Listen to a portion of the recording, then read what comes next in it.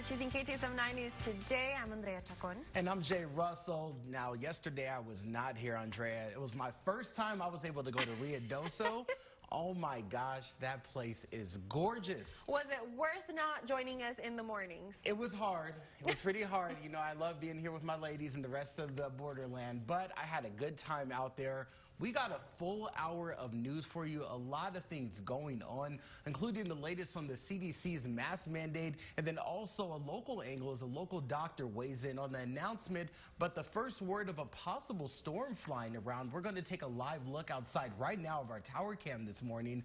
Now, we did not see any rain in El Paso registered on yesterday, but today might be different. Let's send it over to our forecaster, Selena Quintana, for an update. Selena, what are the conditions going to be looking like for this Friday?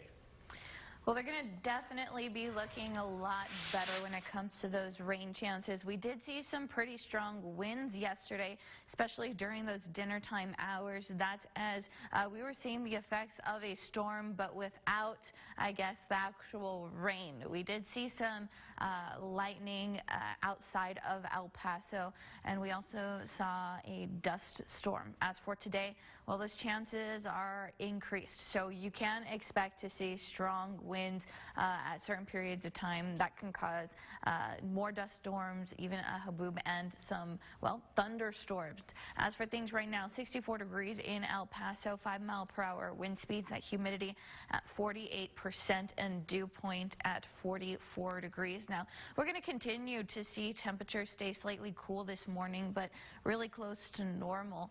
62 degrees Las Cruces, 9-mile-per-hour wind speeds, that humidity at 51%. But we do have chances for rain, and, well, when you see those chances for thunderstorms, you're going to see wind speeds pick up. So right now, things looking fairly calm, just like they did around this time yesterday, but they're going to speed up, and that can cause some dangerous driving conditions, which is why we are under a weather authority alert. As for temperatures right now, 60 degrees in Deming, 56 Silver City, 61 TRC, 57 Alamogordo, a little bit cooler out near Cloudcroft, but here's that moisture that's going to continue to move in our direction. Now, that's going to be pushing down, and that's going to allow us to see isolated storms, which is just what happened yesterday. So no recorded rain yesterday, but we did see plenty of storms outside of El Paso that helped bring us those windier conditions, and, well, we're expecting just that today as well. I'll have more details coming up in your full forecast. Thank you, Selena. Weather always changing out here in the borderland. Pretty bipolar. There you go. Now taking a look at today's top stories for the day. The news that everyone is talking about around the country, including those here in El Paso. That's right, Jay. The CDC is saying that people who are fully vaccinated do not need to physically distance or wear face masks in most situations.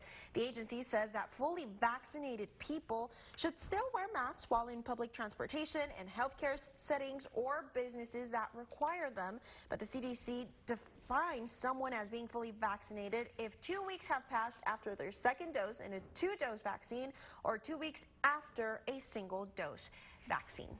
And despite Thursday's guidance from the CDC, El Paso Public Health leader Dr. Hector Carranza continues to urge people in the community to wear their face mask.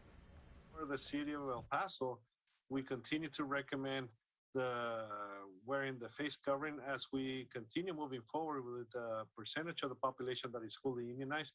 We're extremely close to that, and as we continue moving forward, we continue to ease the restrictions.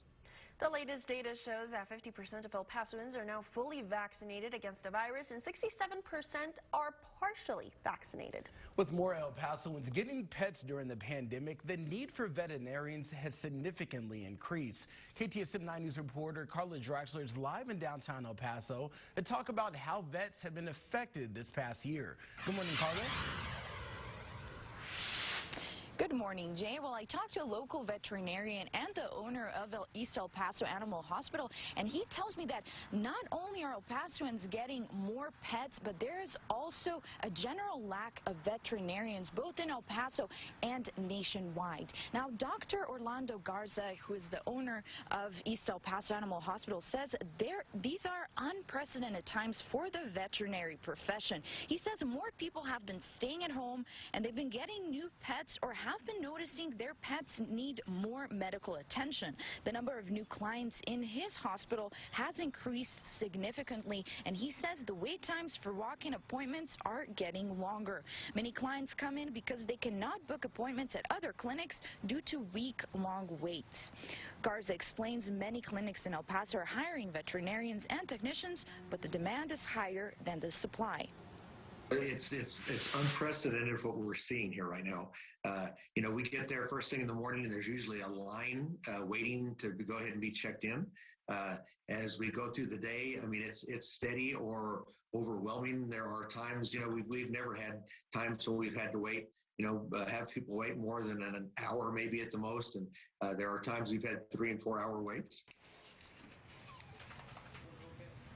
Dr. Garza predicts this trend going into summer, but expects that things will go back to normal by the end of the year. Now, Dr.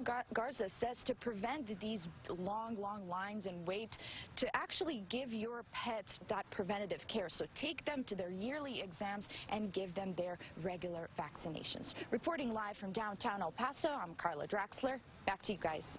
Thank you, Carla. Rise and shine. It's 5:07 a.m. Today is the day that many local college graduates have been waiting for. UTEP will be seeing students from the classes of 2020, like this one over here who graduated, and 2021 take their next step.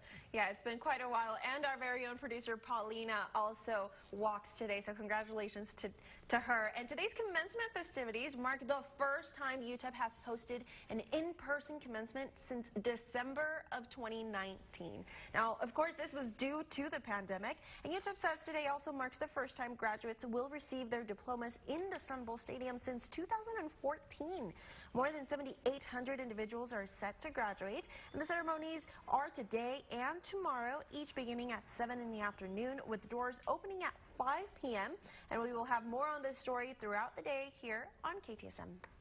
Now, part of those graduating this week is the first graduating class at UTEP's pharmacy school as well. It was 2017 when the soon-to-be doctors of pharmacy joined the new program. A dean of the program tells KTSM they had hands-on experience and sacrificed a lot of study for medical terms. He says it's not easy, and you have certain characteristics to be a pharmacist. Not only do you have to understand the science and analyze certain information, but also be able to communicate with patients and understand the community. Most graduating students are hoping to stay in the practice and the area. On my father's side, I'll be the first doctorate student to graduate as a doctoral student, and then they're just extremely proud. It's quite an honor, and then they're just happy that we were able to stay here in town. The students in the hooding ceremony on Thursday evening, and their graduation is set for May 15th. And also check this out, nurses at the Las Palmas Medical Center are celebrating a different kind of graduation. Thursday, staff held a special ceremony for babies leaving the NICU unit. Now, Paisley is one of the many preterm babies who will now be going home to spend times with their families. The director of the unit presented the parents and the baby with a diploma and cheering on the staff. Well, it's nice and early. It's 5:09, and coming up, back in business, a recap of the El Paso Chihuahuas 2021 home opener. Then to the next level, an El Paso Locomotive FC goalkeeper getting the call up to the big leagues. All that and more with sports with Andy Morgan. Stay with KTSM 9 News today.